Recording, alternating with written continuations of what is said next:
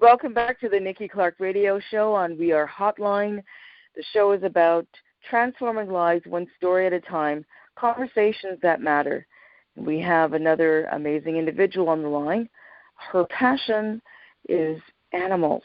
It's protecting, promoting the wellness of animals, and we love our pets, and we love to nurture the many furry and beautiful creatures around us. So I would like you to please welcome veterinarian doctor and founder of Vetinnovation. Please welcome Dr. Isabella Verzberger to the show. How are you doing today, Isabella? Hello, good morning, Nikki. Thank you so much. Very exciting, and I'm very honored to be in your show. Thank you. I'm doing very well. Oh, my pleasure, and thank you so much for your time today and being able to share your expertise with us. So I just want to say that we appreciate the work that you do, being a champion for animals, being a voice for them who are voiceless. And we see so much going on in the media about just the mistreatment of our animals, and we need more people like you to kind of let us know what the effects are and what's happening, and then how we can prevent further damage, and also to take care of our pets who are extended families to us. So let's get to it and talk a little bit about your background leading up to what you're doing today. How did that start? I always loved animals. I always was very passionate about animals, all animals, from big to small, from dogs to cats to horses and to fish to whales to birds and parrots. So I became a veterinarian to help animals and to understand them more, to understand their behavior, to understand what they actually need, because, like you said, they're voiceless. They cannot talk. They can just act and show us.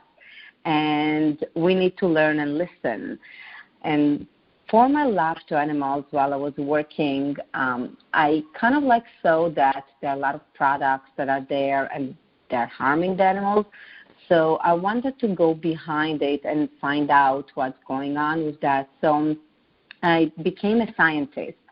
After working with animals, working with a clinic, I went to do my PhD in immunology just to understand more the body, to understand more the organism, how it works, and how it's receiving the products that we're actually pumping into our animals when we want to help them. And we see that many times it doesn't help, and maybe these products are harming them. So that's what I went to study.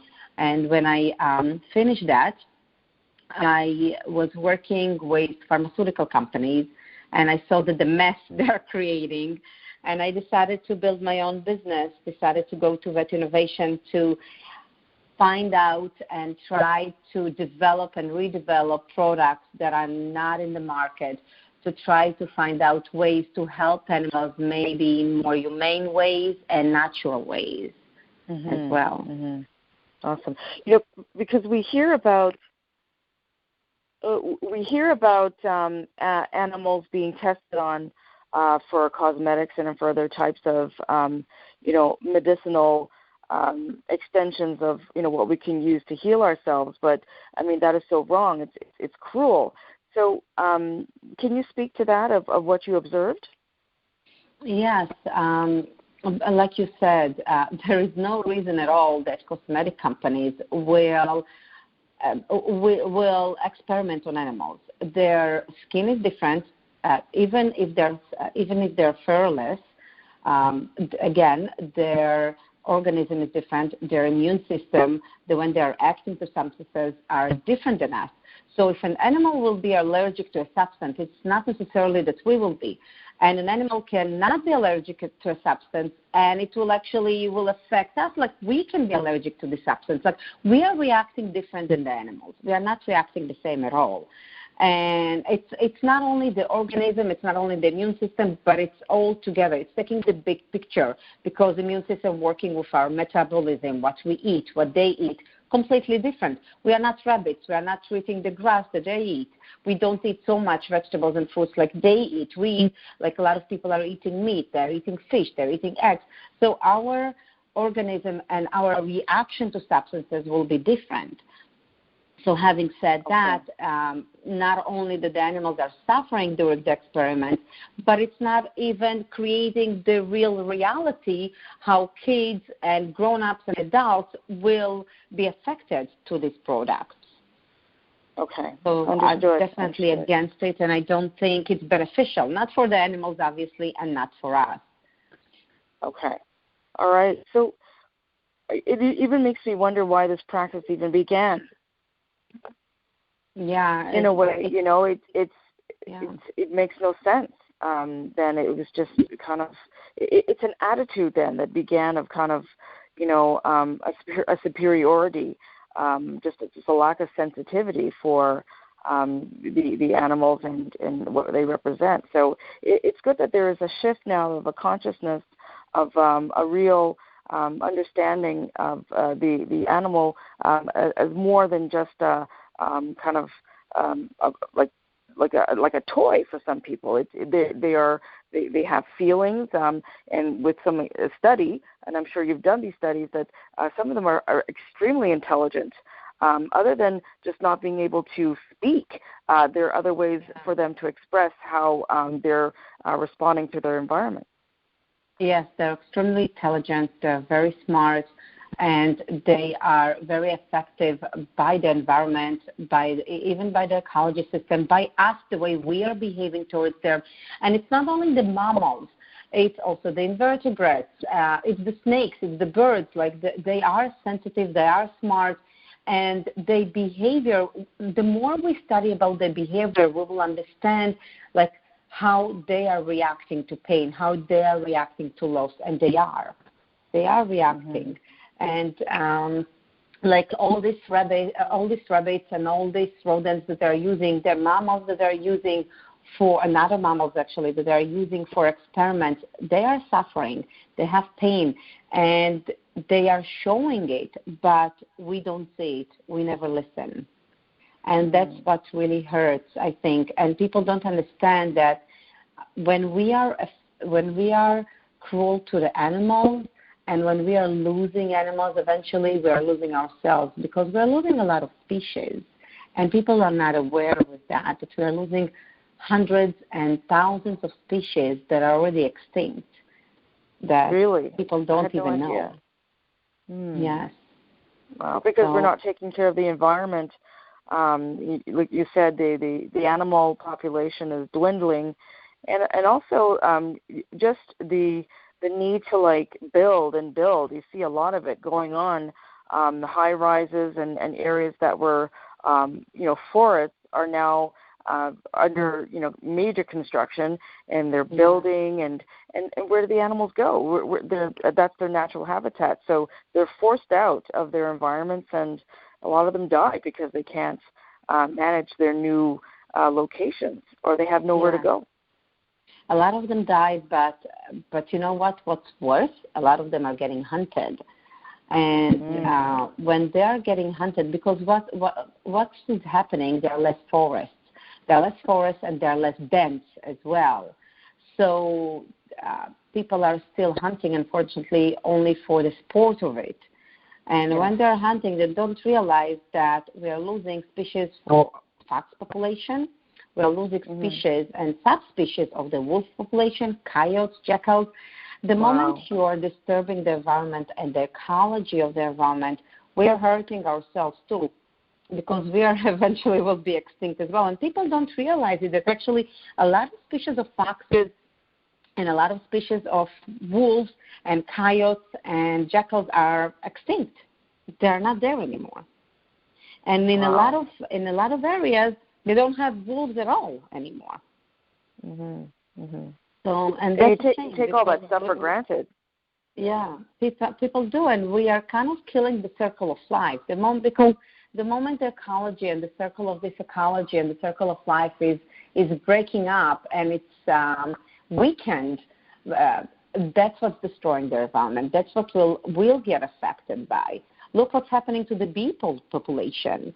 It's getting disappeared at all. And what we will do if we are not going to have bees, it's not only the honey, but it's the flowers, it's the trees that we are going to lose. Imagine the oxygen that we actually have in the air. People don't realize that, oh, yeah, we still have time. But no, we don't, because we have our kids. We want that our grandkids will live in a beautiful, natural environment. And unfortunately, I don't know what will happen in 100 years or 200 years.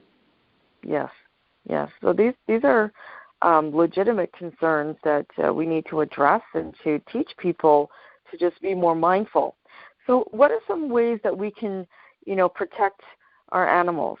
Let's talk about 3 top ways of just, being more conscious, or what can we do to get involved? So for my perspective, I'm always trying to educate people to listen, to care, not to harm. That's the priority. Not to hunt, not to harm. And when we see an animal that is in need, we can help. We don't have to be veterinarians to help the animal. We can take the animal, even if it's a wild animal, we can take the animal to a veterinarian clinic, and we can take care of it. And eventually, the veterinarians, if it's a wild animal, they will lose it free to the wildness, of course. But also, I'm not going to teach people don't eat meat or don't. It's hard, right?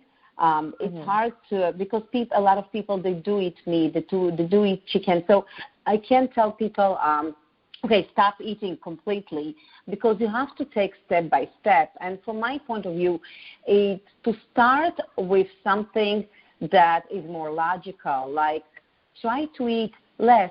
Because imagine people, even going to a restaurant, right? People will have a whole rack of rib, and maybe they can't even finish it. So it's a waste to throw it away. So just to think with consciously, okay, do I really need so much in my plate? Do I need to cook 3 chickens or 4 chickens? If we start getting cutbacks, less animals will get harmed, right? But it has to be globally, and it has to be step by step. I don't eat meat or chicken, but I can't force it, and I'm honest, I can't force it to my kids. They're still small, and they will eventually choose their own way. But I'm not wasting. I can't cook a whole chicken for them. They're just 2 little kids, right? So I'm cooking just a little bit, and I'm buying just a little bit from the farmers, because I know the farmers will be more humane to the animals. And that's what I'm giving to my kids. And every day I'm doing that. I'm not going to have a whole chicken. Again, it's a waste of a poor animal that is suffering. Absolutely.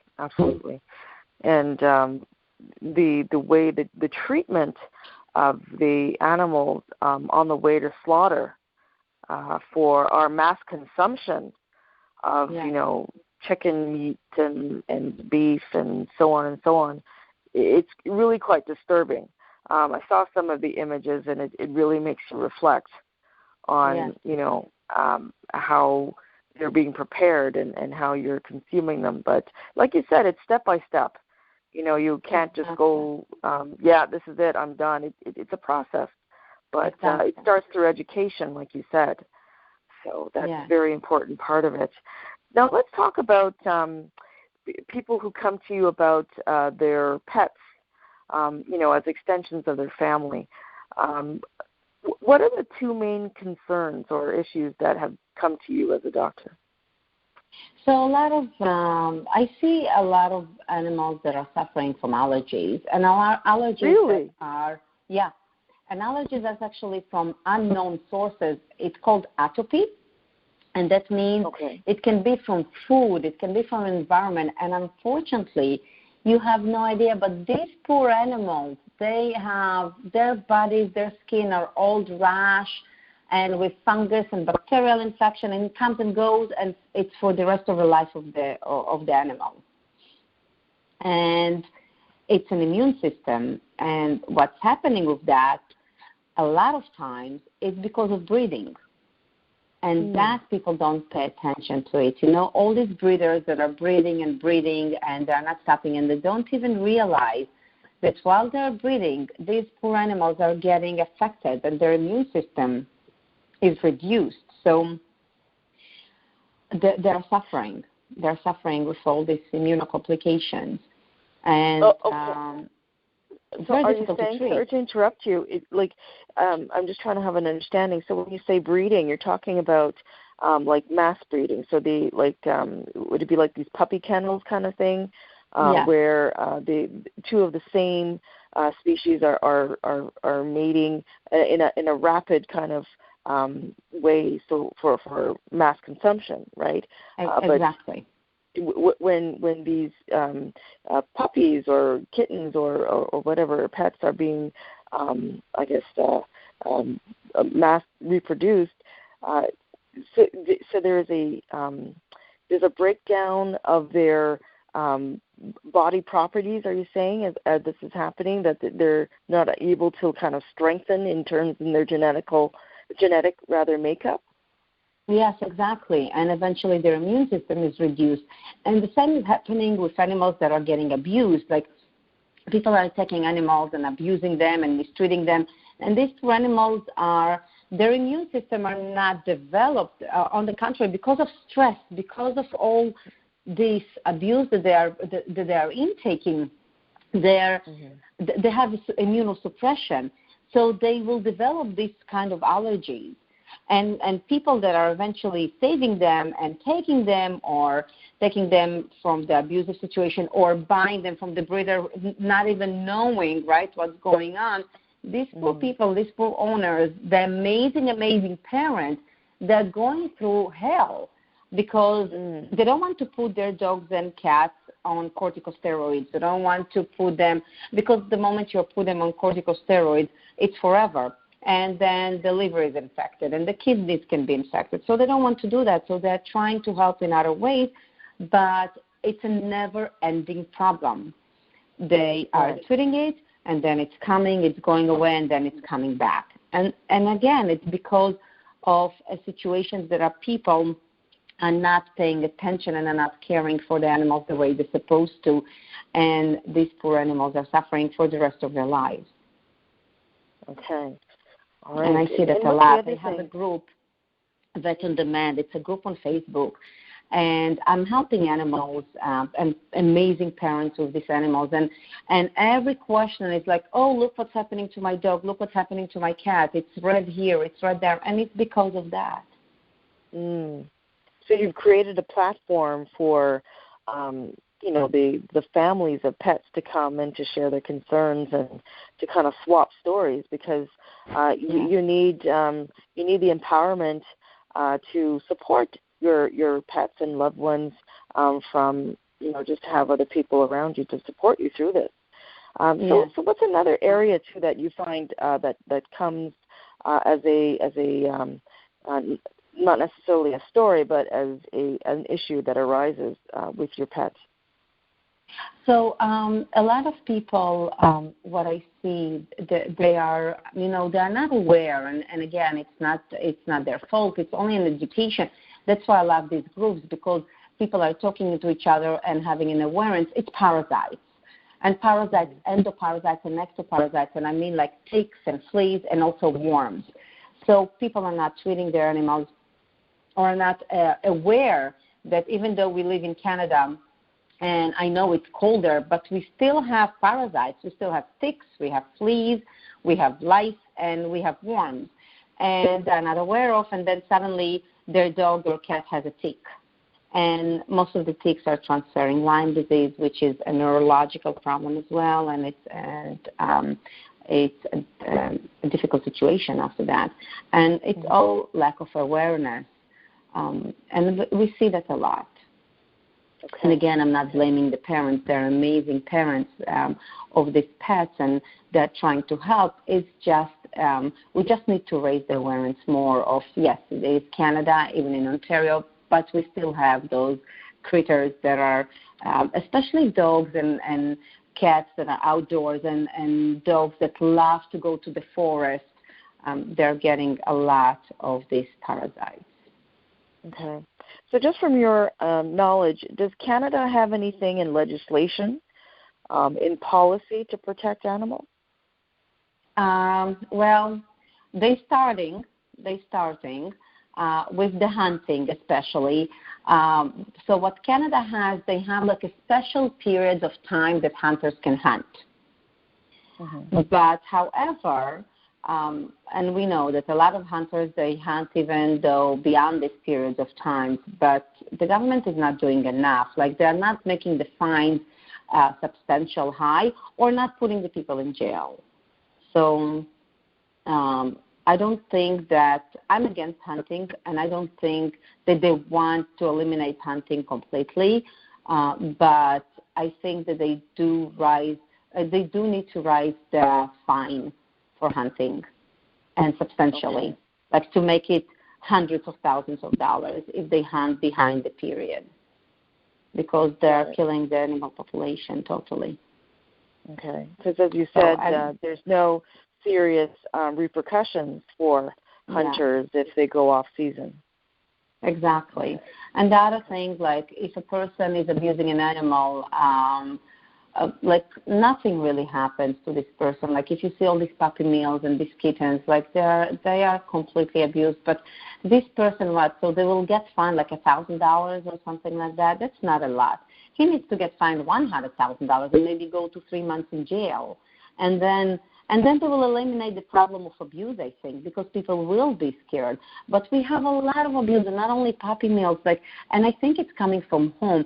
It's the way we are educating our kids to be compassionate, to care. I see a lot of kids, and it's breaking my heart, that are abusing the animals to the extent of horrible things, cutting their limbs, cutting their ears, hanging them. I think it's vicious and it's dark, and I do think it's coming from home. So, and I'm not saying like maybe the parents did the same thing. I'm saying that there is not a lot of education of caring or compassion to animals. And again, the government are not doing enough.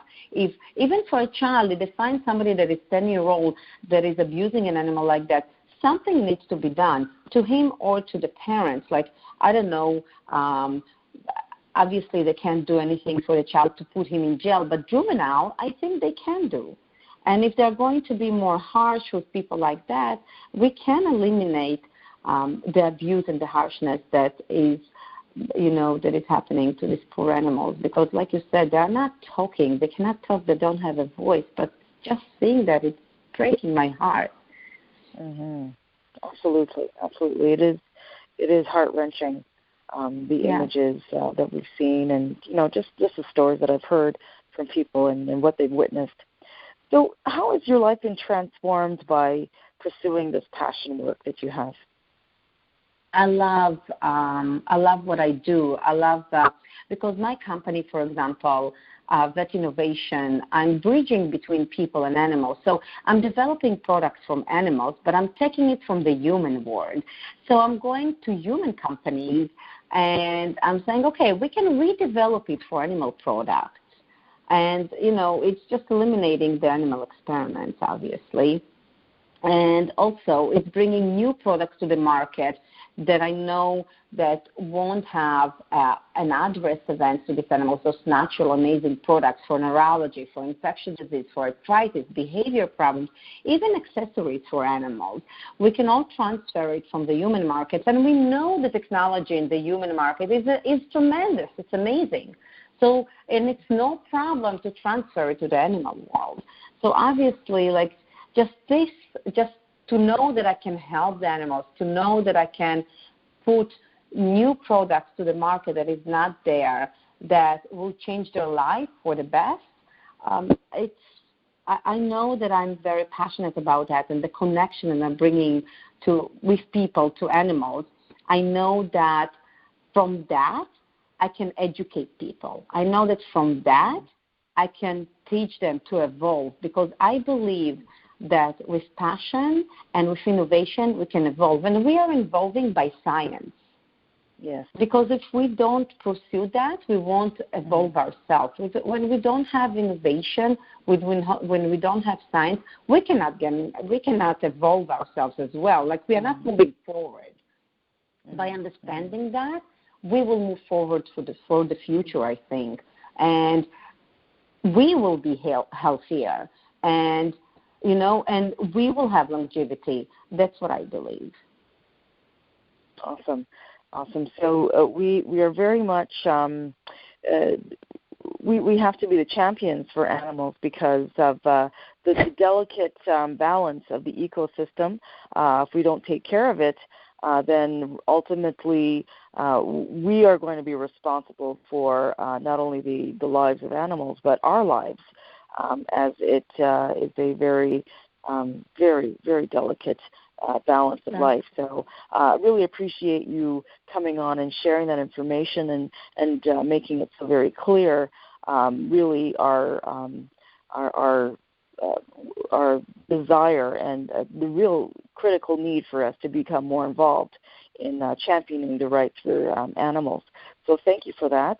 And also, if you could just mention to us how we can reach you for advice and also to make appointments with you and your company to do further connections with Vetinnovations. So I have a website. It's www.vetinnovation.ca.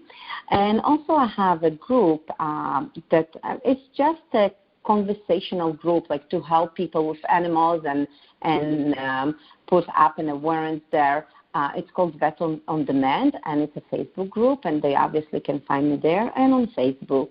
I think it's the easiest way to get in touch and so we can put the awareness back, right, for caring and compassion for animals. Absolutely, absolutely. And Facebook is a wonderful forum to bring so many people together. So thank you for that. And if you just tuned in to the amazing and informative conversation with Dr. Isabella Verzberger, the founder of Vetinnovations and veterinarian doctor, you don't have to worry. We're going to be replaying the interview Monday to Friday from 11 a.m. to noon on We Are Hotline, the Nikki Clarke Show. And we really appreciate your time, Dr. Isabella. We're also really excited to have you on the live stage coming up May 18th, the Nikki Clarke Show at the Paintbox Bistro, 555 Dundas Street East. And I know the audience will absolutely love you, so we are extremely thrilled to have you in the next few days. So thank you again for your time. We wish you continued success in your research and all that you're doing to protect and nurture the lives of our animals around us. So thank you very much. Really appreciate it. Thank you very much, Nikki. It's very exciting. Thank you. You're welcome. So we look forward to seeing you soon. Have a blessed day. Take care. And you as well, Nikki. Thank you. Thank you. Okay, bye-bye. Bye.